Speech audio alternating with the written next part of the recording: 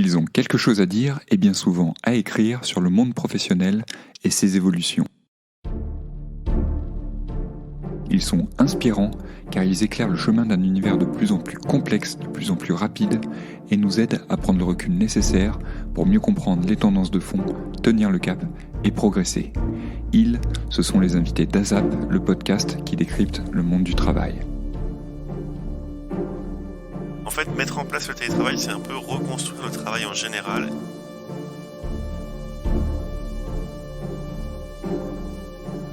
Cette semaine, mon invité est Maxime Robache, auteur de Mettre en place et manager le télétravail. Dans cet épisode d'ASAP, Maxime va nous donner quelques bonnes pratiques pour mettre en place le télétravail au sein de son entreprise ou de son équipe. Je vous laisse tout de suite avec mon invité. Moi, je suis Maxime Robache, je suis aujourd'hui consultant en déploiement du télétravail et aussi coach agile. Donc j'ai écrit un livre sur le télétravail, Mettre en place et manager le télétravail aux éditions Erol. Le sous-titre c'est 20 outils pour co-construire la performance et la qualité de vie. Et c'est vraiment dans cette idée-là que le livre est écrit, ce sont des choses très, très concrètes. Après à peu près une dizaine d'années d'expérience sur le sujet, où j'ai accompagné notamment un gros projet de télétravail chez EDF. Et en fait, le sujet du télétravail, j'y suis venu au départ un peu par hasard. C'est que pour moi, au départ, le télétravail, c'était un sujet comme un autre que je traitais en tant que chef de cabinet dans une direction d'EDF. Et petit à petit, je me suis rendu compte que c'était vraiment un sujet qui permettait de drainer beaucoup de questions, de traiter beaucoup de questions autour de l'organisation du travail, d'activer beaucoup de leviers de changement. En fait, mettre en place le télétravail, c'est un peu reconstruire le travail en général. Et il y a beaucoup de questions qu'on se pose quand on commence à réfléchir au télétravail qui en fait se poseraient normalement dès qu'on parle du travail en général, mais que dans le quotidien on a tendance à oublier. Donc voilà, quand j'ai découvert que le télétravail était un sujet aussi puissant, un vecteur vraiment assez puissant de transformation, de changements managériaux, culturels, organisationnels, je m'y suis intéressé et j'ai commencé vraiment à me professionnaliser sur le sujet pour pouvoir accompagner des entreprises, des clients là-dedans. Et le livre tourne un peu autour de ça, c'est-à-dire comment on peut se servir du télétravail pour amener des changements et avoir des bénéfices autour de la performance et de la qualité de vie.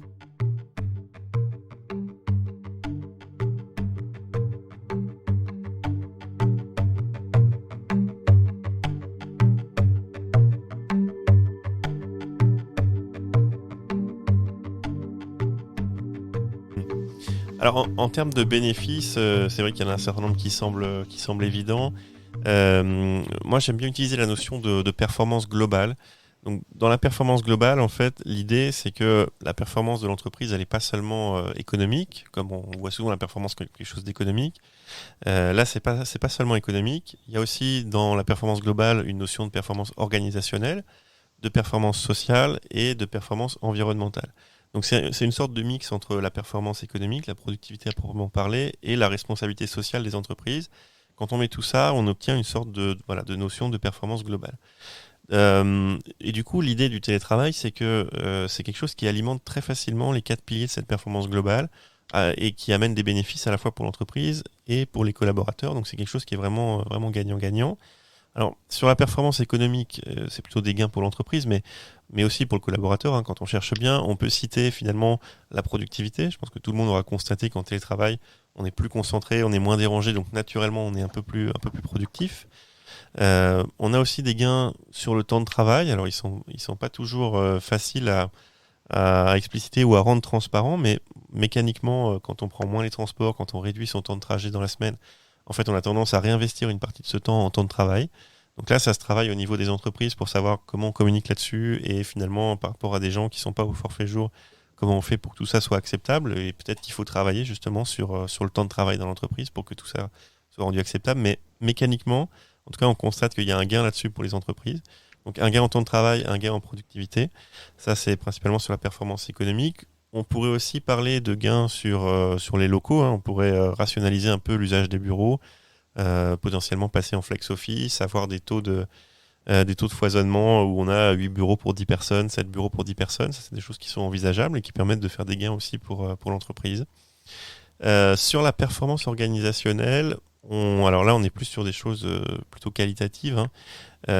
Mais on a naturellement des organisations qui sont plus flexibles, qui sont plus innovantes, où finalement on arrive à se dégager du temps pour faire des choses qu'on n'a pas le temps de faire habituellement. Des organisations qui sont plus responsabilisées, des équipes qui prennent leurs responsabilités, qui prennent des initiatives, qui s'auto-organisent, qui sont plus à même de passer plus tard en mode agile et d'avancer un peu dans ce sens-là. Sur la performance sociale, on a des vrais gains en termes de qualité de vie au travail, mais aussi qualité du travail en général. On a des vrais gains sur la santé qui sont ressentis par les télétravailleurs. On a aussi des gains sur la manière dont les gens collaborent. Hein. On a des enquêtes qui montrent que 80% des salariés observent un meilleur recours aux outils collaboratifs quand on met en place du télétravail. Donc tout ça, c'est des choses assez intéressantes en termes de performance organisationnelle. On a des gains aussi naturellement sur la motivation et sur l'engagement. Ça, c'est des choses qui sont assez notables et qui sont des bénéfices à la fois pour l'entreprise mais aussi pour le télétravailleur. Alors sur la performance environnementale, l'idée pour moi, alors il y a quelque chose qui est assez facile à mesurer, c'est les gains qu'on fait en CO2. Hein, le fait de ne pas faire des trajets aller-retour dans la semaine, en tout cas d'en faire moins, ça se mesure assez facilement. Donc il y a des vrais gains en CO2 là-dessus. Et les chiffres peuvent être assez intéressants à intégrer dans les bilans. Le deuxième point, c'est le développement de l'économie résidentielle. Là, c'est beaucoup plus difficile à mesurer, mais voilà, quand même, en restant plus souvent chez soi, on peut être amené à développer un peu la consommation autour de chez soi, donc dans des commerces locaux, plutôt que sur le lieu de travail.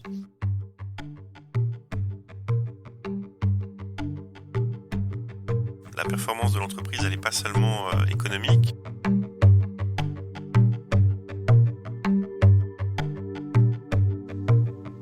En fait, dans la façon dont moi j'aborde le télétravail avec mes clients, je leur propose de tenir vraiment des réflexions collectives au sein des équipes, alors à plusieurs niveaux de l'entreprise, hein, mais surtout au sein des équipes, pour que ce soit les équipes qui soient responsabilisées, donc remettre vraiment le collectif de travail au centre de la réflexion, pour le responsabiliser sur la manière dont ils délivrent, dont ils atteignent leurs objectifs.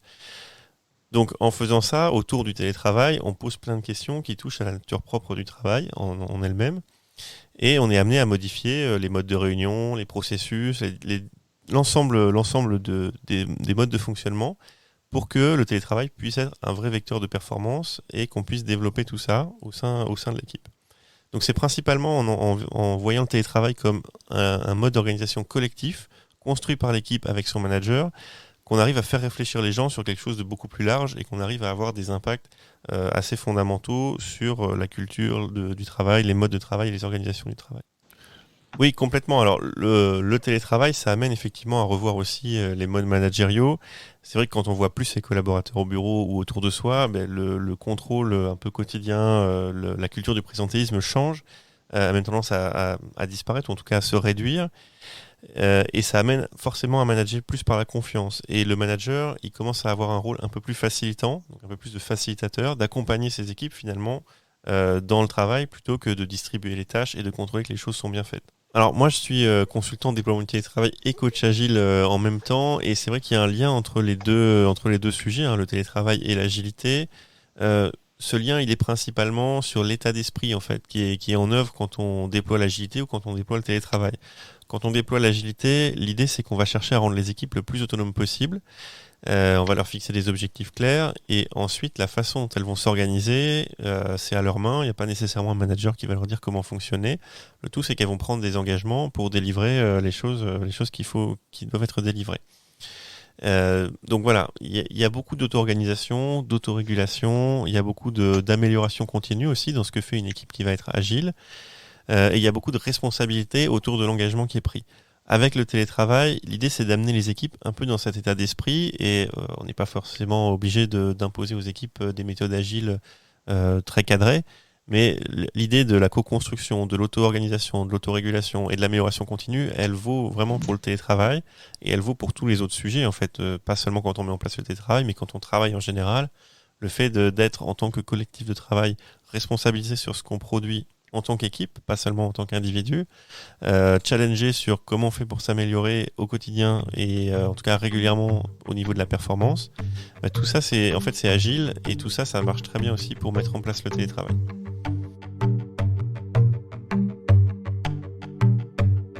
Il y a un lien entre les deux sujets, hein, le télétravail et l'agilité.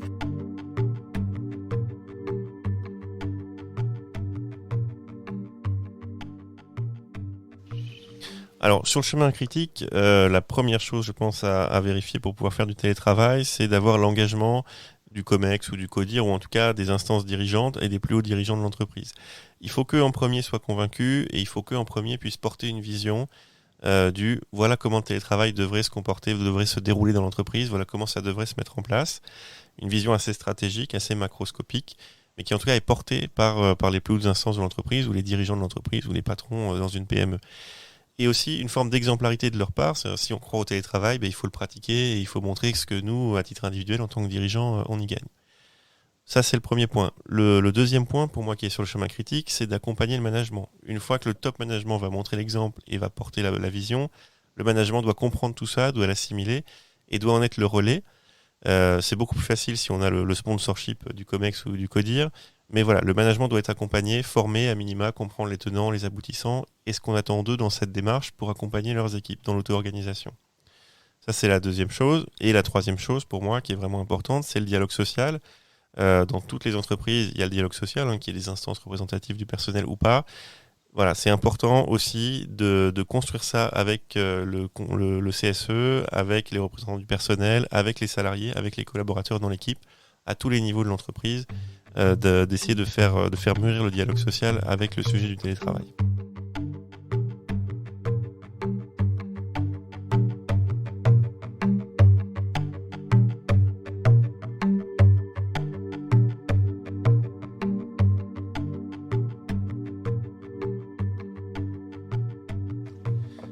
Effectivement, alors ça fait partie des conditions nécessaires et suffisantes pour mettre en place le télétravail, mais les outils virtuels qui permettent aux gens d'exercer leur profession, leur métier, leur activité correctement, c'est important. Donc il faut effectivement qu'ils puissent mener leurs activités de chez eux, avec du matériel adapté, des logiciels adaptés. Il faut aussi qu'ils puissent collaborer, échanger entre eux. Alors ça peut être via un réseau social d'entreprise, ça peut être avec des outils comme Teams, comme Google Meet, comme voilà tous les outils de collaboration qui existent aujourd'hui sur le marché, qui sont comparables. Les entreprises font des choix sur ces sujets-là. Donc en général, dans une même entreprise, on n'a pas le choix, on en a un à disposition. C'est vrai que c'est important d'en avoir au moins un à disposition pour pouvoir collaborer avec tout le monde, faire des réunions à distance et que les gens apprennent à s'en servir. J'ai pas de préférence. J'ai beaucoup utilisé Teams dans les entreprises avec lesquelles j'ai travaillé. Ça a l'avantage d'être très intégré, mais Google a aussi une suite d'outils qui est très intégrée. Le tout, c'est d'avoir une suite qui soit cohérente entre la suite bureautique qui permet de collaborer et les outils de réunion qui permettent d'intégrer tous les documents qui sont créés avec la suite bureautique. Alors, d'une manière générale, je pense que le télétravail nous oblige un peu à remettre de la méthode et du qualitatif dans un certain nombre de choses, y compris les réunions, mais pas seulement les réunions. Pour ce qui est du sujet des réunions, je pense qu'il y a deux effets. Il y a un premier effet où effectivement, quand on est en télétravail, on supporte difficilement d'avoir le casque sur les oreilles pendant 2 heures pour faire une réunion et c'est difficile de garder l'attention pendant 2 heures quand on est derrière son écran et qu'on écoute une autre réunion. Donc voilà, effectivement, on a besoin que la réunion elle soit plus cadrée, qu'elle ait un ordre du jour, un déroulé précis et que ce soit un peu dynamique. Donc ça, c'est pour les réunions qui ont lieu à distance. Ça fonctionne aussi à plus ou moins moyen terme pour les réunions qui ont lieu sur site. Parce que finalement, quand on va commencer à faire 1 jour, 2 jours, voire 3 jours de télétravail par semaine, qu'on va être chez soi, qu'on va être hyper productif, quand on revient au bureau, on va avoir d'autres besoins, des besoins de collaborer, des besoins d'échanger avec les collègues, et on va difficilement accepter de pouvoir passer une demi-journée entière en réunion dans laquelle il n'y a pas d'ordre du jour, il n'y a pas de livrable, ou il n'y a pas de déroulé clair, on ne sait pas pourquoi on est dans cette réunion. Donc le fait d'être à distance une partie de la semaine oblige, quand on est au bureau, à réduire aussi la durée des réunions pour passer plus de temps à faire des choses plus collaboratives et plus sociales. Dans les outils qu'un manager peut utiliser pour accompagner son équipe au quotidien, on peut citer le Lean Coffee, qui est une pratique de réunion issue du monde du Lean et de l'Agile d'ailleurs, et qui consiste finalement à réunir les gens de manière très régulière, donc ça peut être une demi-heure par semaine par exemple, sans forcément fixer l'ordre du jour à l'avance. L'idée, c'est que les gens vont arriver avec leurs sujets, leurs questions, qu'on va les prioriser collectivement en équipe. Donc l'idée, c'est d'inviter toute l'équipe, prioriser les différents sujets et finalement de s'accorder un temps restreint pour discuter de chaque sujet et de capitaliser un peu les réponses qui sont formulées. Donc on peut aussi inviter les RH quand ils sont concernés dans ce type de réunion pour qu'ils nous aident à répondre et capitaliser les réponses aux questions.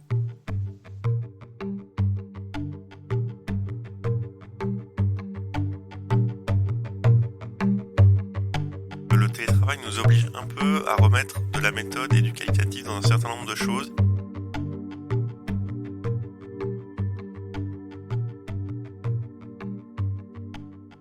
j'ai essayé pendant le confinement, dans des équipes que j'accompagne, de rallonger aussi la durée des réunions et de faire des points informels en début ou en fin de réunion. Je trouvais que c'était pas facile et que totalement informel, ça fonctionne pas forcément, en tout cas dans ce que j'ai constaté. Les gens n'ont pas forcément des sujets dont ils ont envie de discuter, en tout cas au téléphone, devant 5 ou 6 autres personnes.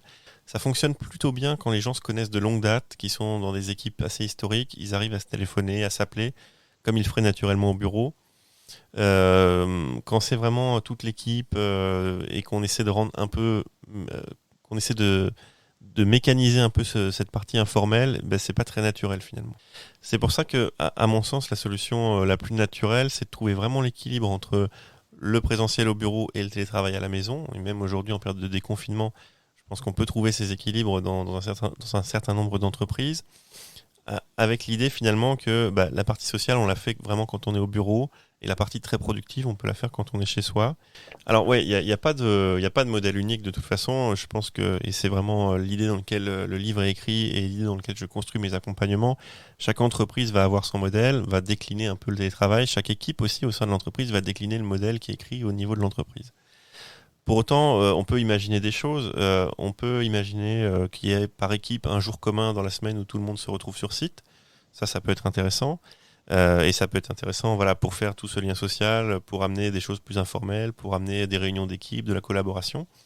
On peut aussi mettre des règles dans les réunions et à chaque équipe de décider quelles sont ces règles, mais on peut très bien se dire qu'une réunion dans laquelle on a des télétravailleurs, finalement tout le monde se met en situation de télétravail, même au bureau, donc avec le casque, et puis fait sa réunion à distance comme s'il était chez lui, parce que ça permet une participation équitable si on n'a pas forcément le matériel adéquat dans les salles de réunion. Il y a du matériel onéreux qui est très bien dans les salles de réunion pour faire des réunions avec des télétravailleurs, mais tout le monde ne peut pas se le permettre. Donc pourquoi pas mettre des règles simples. À chacun de réfléchir en fait comment ils veulent fonctionner en fonction de leurs habitudes, en fonction de leurs besoins, et puis en fonction de l'expérience. Tout ça n'a pas besoin d'être figé, d'être gravé dans le marbre. On peut commencer quelque chose, réfléchir, essayer, et puis après l'améliorer, le changer, si on voit que ça ne fonctionne pas ou qu'on peut s'améliorer. La partie sociale, on la fait vraiment quand on est au bureau, et la partie très productive, on peut la faire quand on est chez soi. Oui, alors j'irai pas dans les cas les plus extrêmes, ou en tout cas dans les entreprises américaines qui sont un peu plus difficiles à interpréter pour nous en France. Rien qu'en France, je pense que le télétravail c'est un vrai sujet depuis une vingtaine d'années, et il y a des entreprises qui s'en sont saisies. Alors, on a surtout les idées et on a surtout en visibilité des grands groupes. Alors, je pense à Orange. Orange, c'est une entreprise qui s'est saisie du sujet du télétravail depuis assez longtemps et qui a fait vraiment des choses dans cette optique-là. Je pense d'accompagner les managers, accompagner les équipes, passer à du management facilitateur, plutôt à des leaders jardiniers plutôt qu'à des managers control and command. Côté EDF aussi, moi j'ai travaillé 10 ans pour EDF et c'est vraiment une transition qu'on a essayé de mener aussi pour accompagner les équipes dans une démarche de responsabilisation, d'autonomie, de management par la confiance. Tout ça avec le télétravail en partie, mais pas seulement. C'est une démarche beaucoup plus globale, mais le télétravail en est une pierre angulaire. Donc je pense qu'on a des exemples en France dans les grands groupes où effectivement ça fonctionne et ça peut se répliquer à des entreprises quelle que soit la taille, effectivement.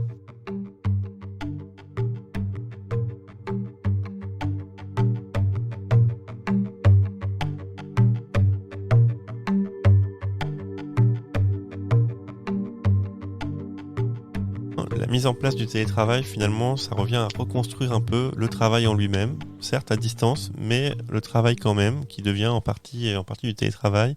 Donc en fait, c'est une vraie transformation de fond de l'entreprise qui implique tout le monde, donc les équipes, les collaborateurs de manière individuelle, les organisations syndicales, la direction, le management, et ça sur tous les champs finalement de l'organisation du travail, et ça permet de tirer des bénéfices très concrets et très rapides sur la performance et sur la qualité de vie. Merci à Maxime de s'être prêté au jeu et n'oubliez pas, si vous aimez ASAP, la meilleure façon de m'aider est de lui mettre 5 étoiles sur votre application de podcast préférée. À bientôt pour un nouvel épisode d'ASAP.